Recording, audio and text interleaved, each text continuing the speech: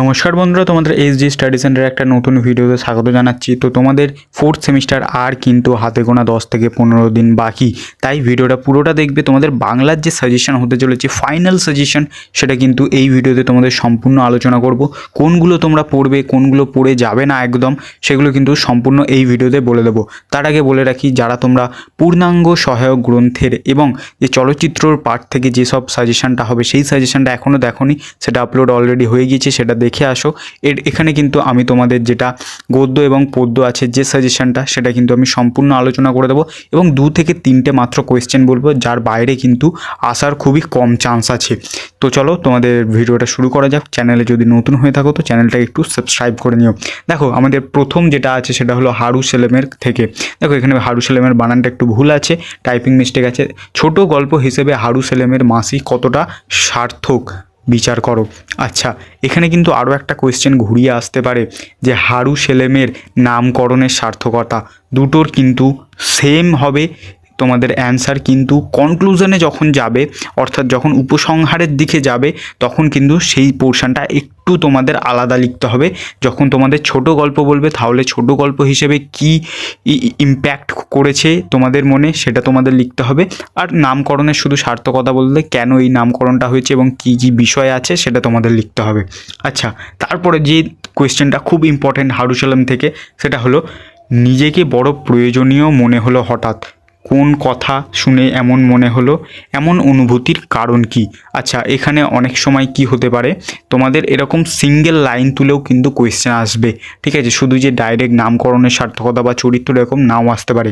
তো এই কোয়েশ্চেনটা তোমাদের এবারের জন্য খুব ইম্পর্টেন্ট। এই দুটো কোয়েশ্চেন যদি তোমরা করে যাও, তো হারু সেলেম থেকে অবশ্যই, যারা হারু সেলেম করছো, কমন পাওয়ার একটা চান্স আছে। যদি হারু সেলেম থেকে কেউ এক্সট্রা মুখস্থ করতে যাও, তো তাহলে তোমরা স্ক্রিনের ওপর যে কোয়েশ্চেনটা দেখতে পাচ্ছ, এই কোয়েশ্চেনটা কিন্তু অবশ্যই দেখে যাবে, তাহলে তোমাদের আরও কমন পাওয়ার চান্সটা বেশি হয়ে যাবে।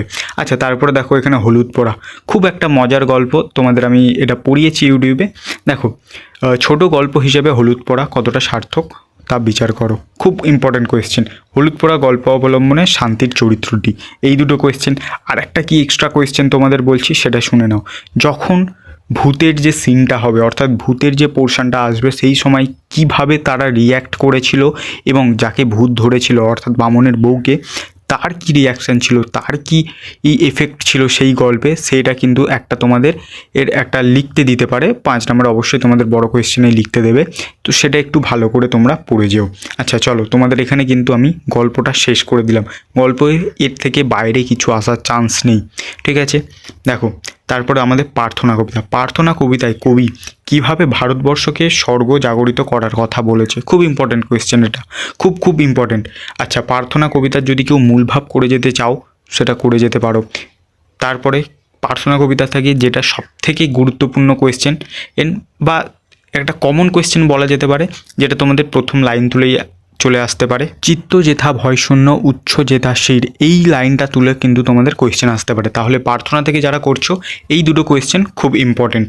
আচ্ছা, তারপরে দেখো, কবি কেন তিমির বিনাশী হতে চেয়েছেন, খুব ইম্পর্টেন্ট তোমাদের এখানে তিমির হনন থেকে, ঠিক আছে? আচ্ছা, কেন এলে না কবিতাটায় যাচ্ছি, এখানে আরও একটা তিমির হননের কোয়েশ্চেন আছে। সেই সময়ের যে সভ্যতা, সেই সময়ের যে কালচার ছিল, সেটা সম্পর্কে কবিতায় কি মেসেজ দিয়েছে, এটা কিন্তু তোমাদের একটা কোয়েশ্চেন আসতে পারে। তো তিমির বিনাশী হতে চেয়েছেন, এটা তো তোমরা করছোই, তার সাথে তিমির হননের যে মূল ভাব, সেটা পড়ে যাও। প্রত্যেকটা কবিতা থেকে তার কিন্তু মূল ভাবটা করে যাবে, কারণ যদি কোনো কোয়েশ্চেন ঘুরিয়ে আসে, তোমরা কিন্তু সেটা লিখে দিতে পারবে। এটা কিন্তু অবশ্যই একদম করে যাবে, ঠিক আছে? যেটা কেন এলে না থেকেও তোমার, আমি এটা ডাইরেক্ট দিয়েছি মূল ভাব, কারণ এটা কেন এলে নাই খুব ইম্পর্টেন্ট আমার মনে হয়েছে, কারণ এর আগেও কেন এলো না যে কোনো সাবজেক্ট যে তোমাদের সিলেবাসে ছিল, সেখানে কিন্তু মূল ভাবটা এসেছে। আচ্ছা, মৃত্যুর পাশ কাটিয়ে বলতে এখানে কবি কী বুঝিয়েছে, লাইন তুলে কোয়েশ্চেন অবশ্যই তোমাদের গুরুত্বপূর্ণ একটা কোয়েশ্চেন হতে চলেছে, ঠিক আছে? তো তোমাদের এই মোটামুটি দিলাম। এবার তোমরা বলতে পারো যে এই কটা করলেই কি হয়ে যাবে? ভাই দেখো, তোমাদের একটা ছোট্ট কথা বলি, তোমরা আগে টেক্সটটা ভালো করে আশা করি এতদিনে পড়ে নিয়েছো, মানে বুঝে নিয়েছো, ঠিক আছে? এবার তোমাদের কিছু কথা বলি, শুনে নাও। তোমাদের যে কটা কোয়েশ্চেন বলেছি, সে কটা অবশ্যই তোমরা দেখে যাবে, ঠিক আছে, কবিতা থেকে কি দেখে যাবে মেনগুলো আগে কবিতার প্রত্যেকটার মূল ভাবগুলো পড়ে নেবে, যার ফলে কোনো ঘুরিয়ে কোয়েশ্চেন আসলে কিন্তু তোমরা লিখে দিতে পারবে। আচ্ছা, এবার তোমাদের গল্পে কি তোমাদের মনে হয় যে এক্সট্রা পড়ে যেতে হবে? গল্পে কিন্তু তোমাদের যেগুলো চরিত্র আছে, ঠিক আছে, সব চরিত্র করার দরকার নেই, যে চরিত্রটাকে কেন্দ্র করে সেই গল্পটা এঙ্গেজ হচ্ছে সেই চরিত্রটা করে যাবে, ঠিক আছে। এছাড়া এক্সট্রা কিছু করার দরকার নেই। তোমাদের আবারও বলছি, কোয়েশ্চেন কিন্তু তোমাদের যে খুব কঠিন হবে তা নয়, কিন্তু যেহেতু তোমাদের নতুন একটা সিলেবাস, তো তোমাদের সহজ কোয়েশ্চেন আসলেও কিন্তু একটা কঠিন লাগার চান্স আছে। তো এই ছিল আজকের মতো, এর বাইরে কিছু আসবে না, এটাই তোমাদের আমি ফাইনাল সাজেশন দিলাম। এবার তোমাদের যে আগের সাজেশন আমার আপলোড হয়েছে যেখানে পূর্ণাঙ্গ সহায়ক গ্রন্থ এবং চলচ্চিত্র থেকে, সেটা তোমরা দেখে নিতে পারো, সেখানেও কিন্তু সম্পূর্ণরূপে সব কিছু আমি ডিসকাস করে দিয়েছি। আচ্ছা, তোমাদের এবার বাকি যেটা আছে সেটা হলো জীবনী। চলো তোমাদের শেষের দিকে কিছু জীবনীর আমি সাজেশন দিয়ে দিই, যেগুলো তোমাদের বারবার কিন্তু আমাদের 12-এ রিপিট হতে থাকে। আচ্ছা, যারা পরিবেশ নিয়ে বা প্রবন্ধ তোমরা করতে চলেছো, তোমাদের চোখের সামনে যে 4টে তোমরা প্রবন্ধ দেখতে পাচ্ছ, এই প্রবন্ধগুলো কিন্তু খুব ইম্পর্টেন্ট।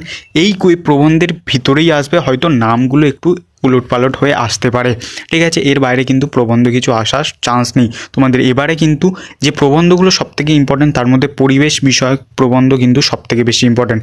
এবারে তোমাদের আরও এক্সট্রা যদি কিছু হয় তাহলে কিন্তু উৎসব নিয়ে কিন্তু যে প্রবন্ধগুলো আসে, অর্থাৎ একই রকম হয় বাংলার উৎসব, শুভ উৎসব বা ভারতবর্ষের উৎসব, এই ধরনের কিন্তু তোমাদের প্রবন্ধ আসতে চলেছে। জীবনী কী আসতে চলেছে দেখো, জীবনী তোমাদের আমি একটা বলে দিই যে তোমরা কিন্তু জীবনী প্রত্যেকটা মুখস্থ করতে যাবে না, ঠিক আছে। যেটুকু তোমাদের ডিটেলস দেওয়া থাকবে তোমরা চেষ্টা করবে সেই ডিটেলসে লেখার। এবার তোমরা যদি এক্সট্রা পড়ে যেতে চাও, ঠিক আছে, কি করবে তোমরা একটু আমার টেলিগ্রাম চ্যানেলটাও ফলো করতে পারো, বা এখানেই তোমাদের যে জীবনীগুলো দিচ্ছি একটু বই থেকে এক্সট্রা ডিটেলস তোমরা দেখে যাবে, ঠিক আছে। বাদ বাকি তোমাদের যে যা পয়েন্ট দেবে তোমাদের কোয়েশ্চেন পেপারে, সেই কোয়েশ্চেন পেপার অনুযায়ী সেই পয়েন্ট ধরে কিন্তু এই ইনফরমেশনগুলো অ্যাড করবে, ঠিক আছে। তো তোমাদের চোখের সামনে দেখতে পাচ্ছ তোমাদের কী আমি জীবনী তুলে ধরেছি। এই 6-7টা জীবনী কিন্তু তোমাদের বারবার এক্সামে রিপিট হয়, তাই এই কটাই আমি তুলে ধরেছি। আচ্ছা, তারপরে তোমরা দেখতে পাচ্ছ এখানে একটা ফরম্যাট আছে, ঠিক আছে।